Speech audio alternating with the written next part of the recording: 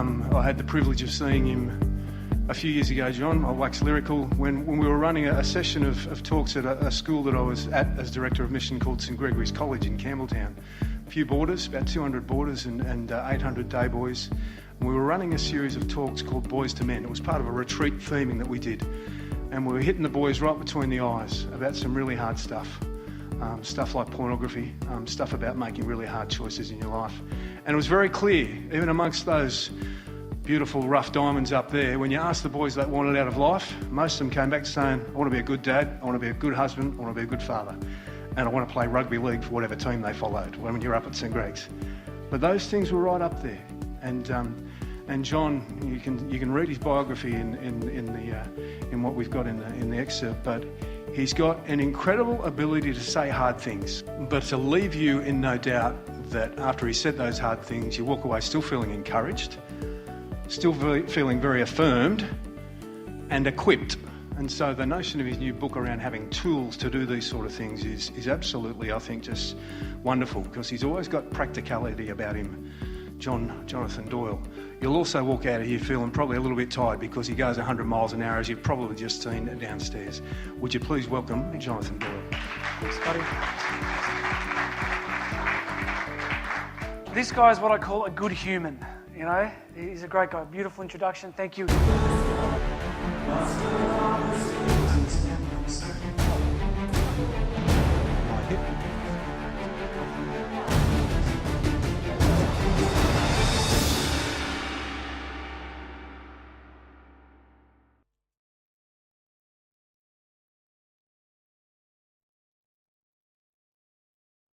I just want to share with you hopefully some very useful insights on what it means to be involved in Catholic education, what's really going on there.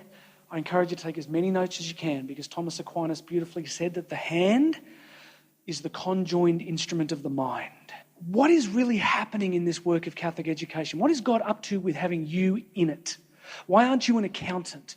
Why aren't you mowing lawns? Why aren't you a nurse? Or why aren't you doing something different to this? Now, I know not all of you are necessarily in frontline teaching, but if you're in this room, you have obviously some interest in the education space. So what I've been pitching to people is this very simple idea. If you would like to completely transform Catholic education, if you would like to completely accomplish the purposes of God for you in the space that He's placed you, what I'm going to tell you to do is incredibly simple. It's not easy, but it's very simple. All I need you to do is this. Just become a saint. That's all you have to do. Now, very carefully, do you notice, you guys are really good, but did you hear that noise in the room? We hear this little noise all over the world. You hear the same noise. People laugh, they cough, they go, oh, why do we do that? Because we've all at some level come to understand that there is a saint factory in heaven, and it has a conveyor belt, and saints roll off this conveyor belt and they land in cribs with hands like this. They say thou a lot, and they end up in stained glass windows. And for many of us, that's not enormously appealing. There's a deep truth in the fact that the church is trying to tell us that our vocations are designed to make us saints. Now, you probably heard that, but there is a big shift the moment you go from concept to no, the church is actually serious. That you're actually, so as you know, there's two ways this is going to happen. Primary vocation, married, religious life, consecrated, single. As I like to say, marriage does one of two things, kills you or makes you a saint. God is trying to make you a saint through what? The real, concrete circumstances of your life. Not the abstract, necessarily metaphysical ones. He'll do that too. Like he'll do that through contemplative prayer and adoration and the sacraments. But how many of you in the room honestly can honestly say that you understand that it's the real circumstances of your vocation? Now, move you to the secondary vocation, which is what? Your work. So what I'm trying to get teachers to understand is that the teaching profession, the teaching vocation, is how God is trying to make you holy in the midst of that. Now, I don't know if that's transformative for some of us, but it's a big step when you make it. When I suddenly realised that my marriage is God's trying to do something in that. So if you're involved in education, He's trying to do something to you through that, and you're meant to become a saint. Before Vatican II, we all thought it was kind of like a frequent flyer loyalty program. You had to be Monsignor or above to become a saint. Beautiful promulgation in the Second Vatican Council, of course, the universal call to holiness, where it just said all the baptized faithful are called to what? Sanctity of life. All of us. Do you honestly know that the vocation you're in, the teaching work, the marriage work, whatever you're in, is your invitation to become a saint? Oh, and what is a saint? First, I just think a saint is somebody who fell in love. If you look at saints, they just went, I want that. They encountered God and they just went, that's what I want. And eventually everything else slowly falls away.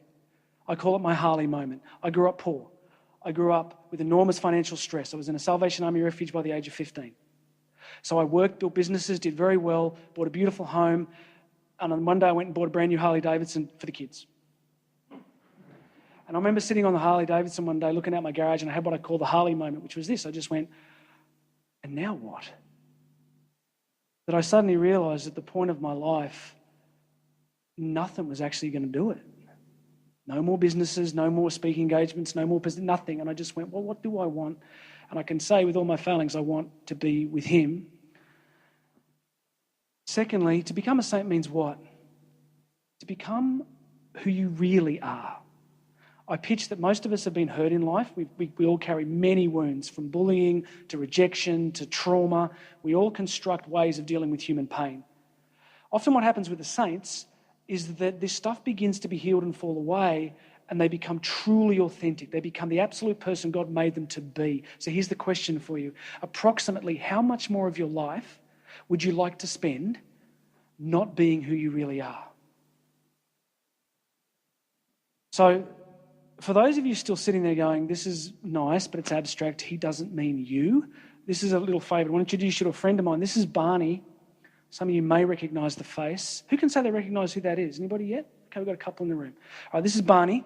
Barney was born in Detroit in 1870. He was one of 11 children. Grew up incredibly poor, left home at the age of 11, became an itinerant labourer, ditch digging, worked as a tram conductor and a prison guard.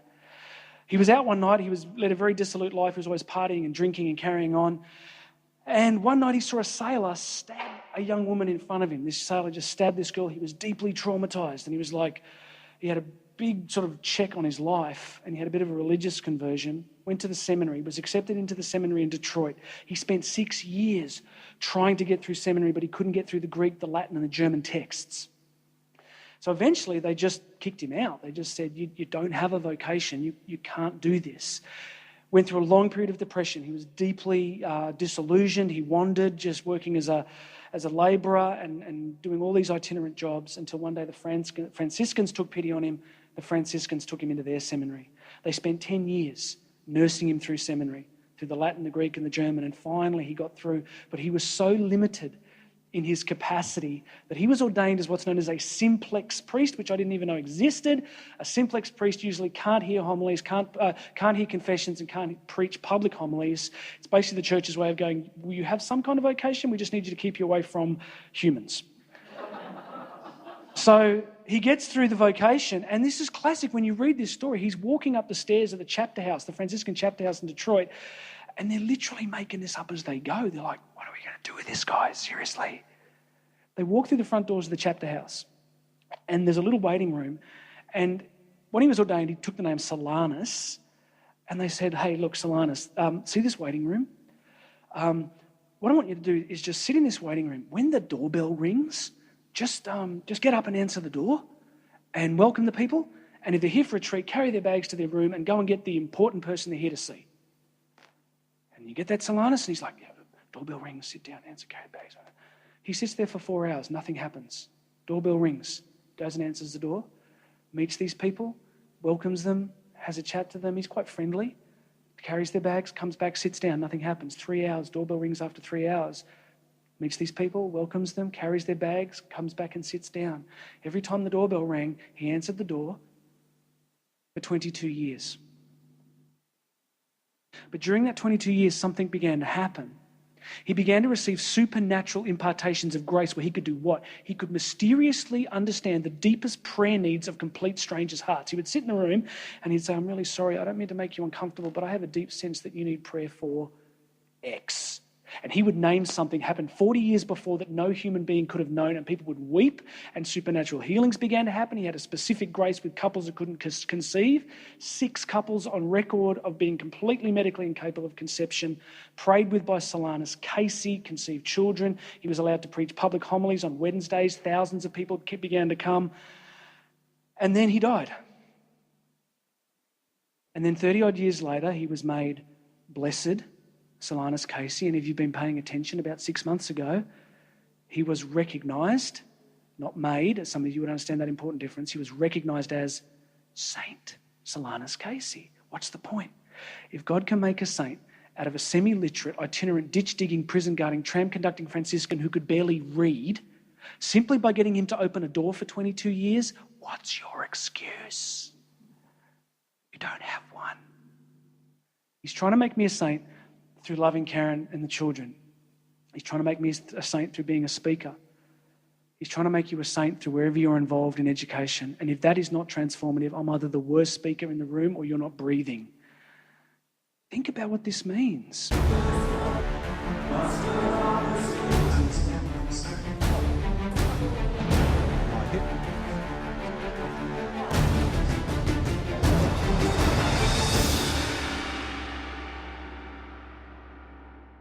How many of you in this room believe that student pastoral issues, self-harm, pornography addiction, internet addiction, self-hatred, eating disorders, family breakdown, how many of you believe that student pastoral issues over the next 10 years are going to become easier?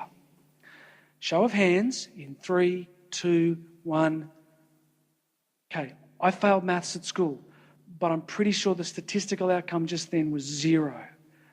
Final question. How many of you believe that pressures and interference from government, expectations from parents, and cultural expectations for schools to do more with less and get everyone into Harvard Business School and make everybody perfect, how many of you think cultural, political, social pressures are going to get less in the next 10 years? In 3, 2, 1. Okay. This is what we call the simple equation. Increasing demands and complexity in an environment of finite time and resources. In the education space, you are facing increasing demands and complexity in an environment of finite human time and resources. Now, I failed maths, but join the dots. As that thing stretches and stretches, what happens is people break. The cynicism, the burnout, the exhaustion, the leaving of the profession. How many teachers are still passionate? They know why they're here. They know why this matters. And they can survive this simple equation. So you can see my Christology, right, as I'm pushing everybody back. If it was just a question of you being smarter and being more professional, see, in corporate stuff, we call that marginal gains. You can get a little bit better professionally, a bit more creative, a bit more organised. You can use a new planner. But what's coming down the line is way bigger than that. So we have to become saints. Because look at history, friends. Look at these limited, broken, small, incapacitated people that just did amazing culture-changing stuff. Do you think it was because they were just incredibly brilliant and smarter than you? They had different gifts and talents. But why not you? So friends, as it gets difficult, let me share with you a couple of beautiful quotes. This is a real favourite. It's in the time of greatest aridity and disenchantment that God's true lovers are born. If you find some of this work hard, you know why? Teresa of Avila said this: it is in times of greatest aridity, dryness, spiritual desolation, it's in times of greatest aridity and disenchantment that God's true lovers are born. So when it's difficult, when it's hard for you in the teaching space or the pastoral space, you either break or you become dependent. And I've pretty much broken once before, so I've learned to become dependent. So I'm going to offer you that. You can save yourself a heap of time. To become truly dependent. Anyone who is living has hope. It's better to be a live dog than a dead lion, which means you're still in the game. If you're breathing, it's not over. If you're breathing, God is not done writing your story, and he's not done with what he can accomplish through you. So have some hope. If he's called you into it, whose problem is it? It's his. Isn't that good news? Did you wake up this morning and did you go through your profession thinking, I've got to work harder, I've got to be smarter, I've got to be this?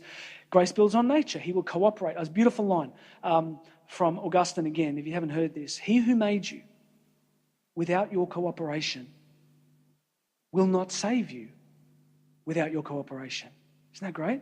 He who made you without your cooperation will not save you without your cooperation. The God that made you didn't ask for your permission, but he will ask for your permission to make you a saint. Isn't that amazing? The humility there. So friends, you're still in the game, you're still alive, let's cooperate. Moving on. Without using an electronic device. Does anybody know which film won the 1965 Academy Award for Best Picture? Wasn't The Sound of Music. Wasn't To Sir With Love. One young teacher threw their hand up once and said, was it Rambo? I'm like, dear child, I could destroy you right now, but no, it's not Rambo. Based on the brilliant Broadway play written by the brilliant playwright Thomas Beckett, starring the brilliant British actor Sir Paul Schofield. Man for All Seasons. This is Sir Paul Schofield, who died just a few years ago. If you're not familiar with the history, it's the story of St. Thomas More, of course, who would not give Henry VIII his divorce. It's a phenomenal film. Who has not seen the film, the baby Jesus is now crying. Okay? Do not go to your death without having seen this film. So if you're on your deathbed at some point, just go, quick, get me an iPad, I must. Okay, phenomenal film. Why am I showing it to you? Because at the start of the film, there's a beautiful moment where St. Thomas More is standing on the banks of the Thames with Richard Rich. Richard eventually betrays him. Who is Richard Rich? He is a teacher in the courts of Henry VIII. But being a teacher isn't enough for him. He wants to be in the power games of Henry VIII's court. He wants to be seen and noticed and promoted. So he's telling St. Thomas More all this stuff. And St. Thomas More turns to him and says, Rich, you're a teacher. Why not be a great one?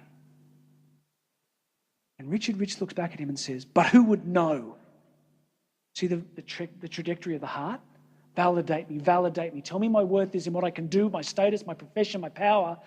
And St. Thomas More stops and beautifully says, who would know? He says, Rich, your students, your parents, your friends, God. Not a bad audience, that, Rich. Not a bad audience. So one of the things I'm trying to do with the educators is say to you, if you never did anything else, would this be enough? Years ago when I was on the student circuit, a principal in Sydney came to me and she said, Jonathan, our girls come to school in midsummer with jumpers. I grew up with 4 brothers and I just went. She said, they're cutting themselves. And they're wearing jumpers in 40 degrees to hide it. Every kid? No, but enough. If you were a teacher or in pastoral work of some form and you were able to reach one, would that be enough for you? Would that be enough? So if you're going to be a teacher, as Thomas More said, be a great one. If you're going to do this anyway, friends, be a great one. With respect, I encountered so many teachers that would sit in the back of the room full of cynicism and and I'm going, why would you bother? Why bother? Why become so bored and angry and unhappy? That can't be God's will. So if you're going to do this, friends, whatever space you're engaging with other humans, why not be the best one you can?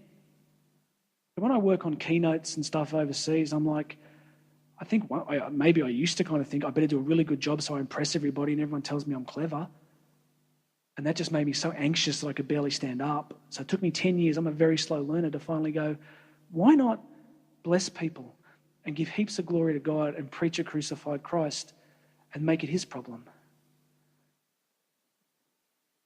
So if you're going to do it, friends, don't be mediocre. Oh yeah, ask yourself this. If he called you into teaching, education, ministry, priesthood, do you think he was like, let's call them into this vocation so they can be really average? Let's call them into the priesthood, or let's call them into teaching so they can be really unhappy. And the Trinity's like, yeah, let's do that. No. What do you think the will of the heart of God is for you? Who in this room has had children? Okay. Think of your own children. Did you look at your kids and go, you saw a talent they had, a gift? Did you ever say to them, you're terrible at that. I hope you end up really useless at it. As a parent, you were like, yes, go, more, do, yes. What do you think God's there doing? God's there in the Trinity going, look at him teach, look at him teach, look at him bless that student, look at him reach out to that guy. If you're going to do it anyway, friends, be a great one. I want to give you a scriptural basis for this. Teaching is extraordinary moral depth and is one of the human person's most excellent creative activities. For the teacher does not write on inanimate material, but on the very spirit of human beings. So that's not a scriptural, that's from the Catholic school document. Ephesians 3, it was he who gave some to be pastors, some to be prophets, some to be evangelists, and some to be teachers.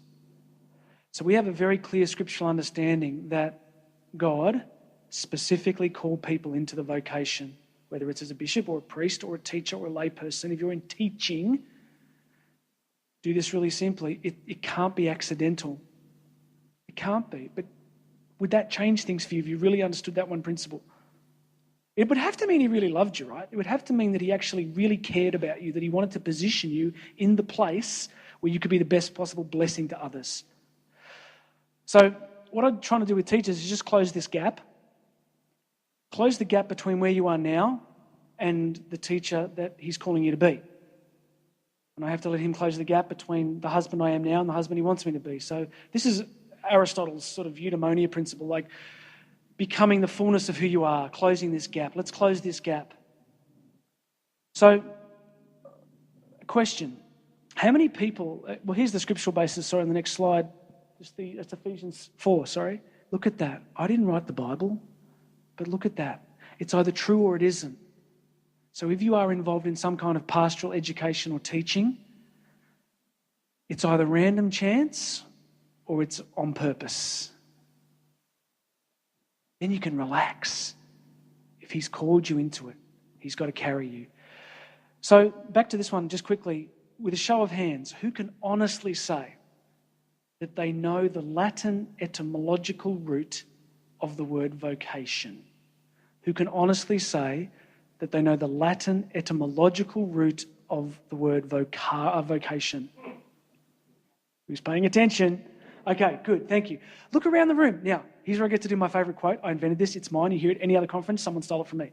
The Catholic Church has the greatest product in the world with the worst marketing department. All right? Why? Because every one of you in this room has a vocation. But with respect, in your journey as Christians, no one has ever communicated to you what that means. So, of course, vocation comes from the Latin vocare, which roughly translated in different ways, to call out, to draw forth, to bring forth or to call out. So the understanding of vocation in the Christian sense is that Almighty God has called out of you something and called you into something. That's different to a job, right? A job is replaceable. A job is not intrinsically linked to your identity. My first job for 3 weeks was at McDonald's. But I don't walk around at 44.2 with the identity of a McDonald's worker. Vocation is called out, called forth. So first thing is to understand you have a vocation, and secondly to see what God's going to do with that. Here's some beautiful quotes from John Baptiste de la Salle that people tend to really like. If you want to write them or photograph them. De La Salle used to teach this to his teachers. He would get his teachers around, he would teach them these things. God has given you so many graces. Look at that last word. What does it mean? If anybody in this room is funny, some of you in this room are deeply compassionate. Some of you in this room have great gifts of empathy. Some of you in this room are very good listeners. Some of you in this room know exactly how to challenge a student at the right time. Do you think that's an accident? Grace builds on nature. He has given you graces. You thought they might have been characterological, and they are, but they're graces to discharge the task. God has chosen you to do his work. I love saying this to people. Here it is. What if it's true? What if that's true? Jonathan, I want you to speak. And I want you to speak everywhere until I tell you to stop, and I'm fine either way. But it changes my perspective when I go, this isn't me doing this or asking for this work. I've been invited to do it by him, and he's got to carry me, and it's a different perspective. God has chosen you to make him known to others. I love this. I was speaking in New Mexico, and I said to these teachers, I said, look, God is omnipotent. If you're a teacher, who does classroom teaching in the room?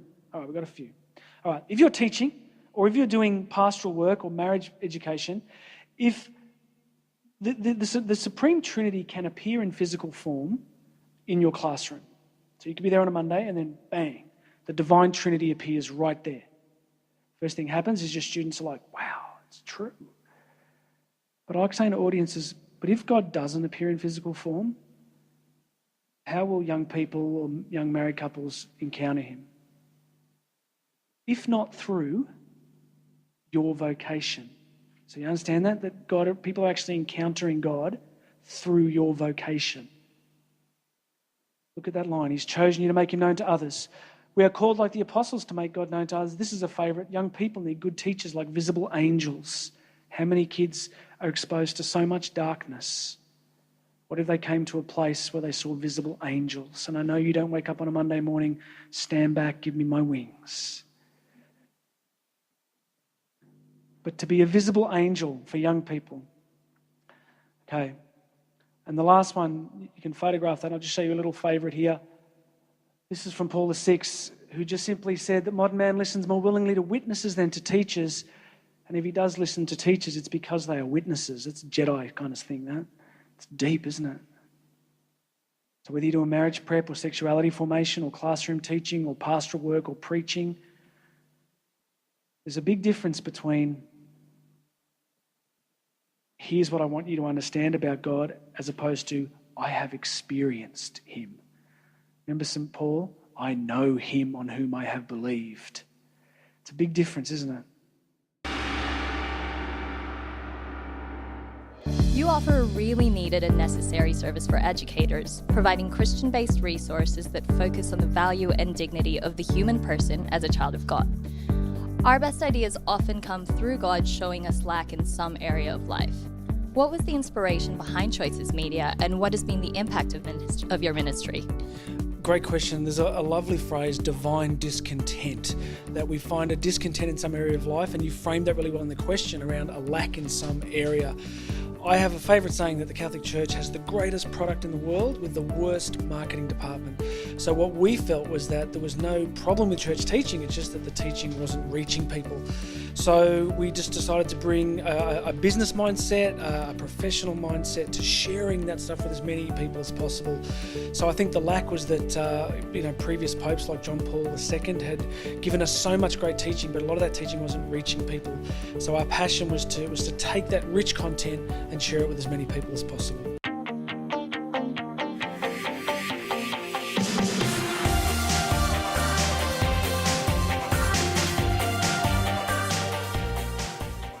Shalom World Television is coming to Australia. This is a great gift. It's been gifted to many parts of the world, and now it's our Australian turn to receive it with open arms. I welcome it, I bless it. It's going to really support family life, married life, youth, give us a resource that we know that we need really great help in these areas. May Almighty God bless this new resource coming to our land, in the name of the Father, the Son and the Holy Spirit. Amen. Shalom World, God's own channel.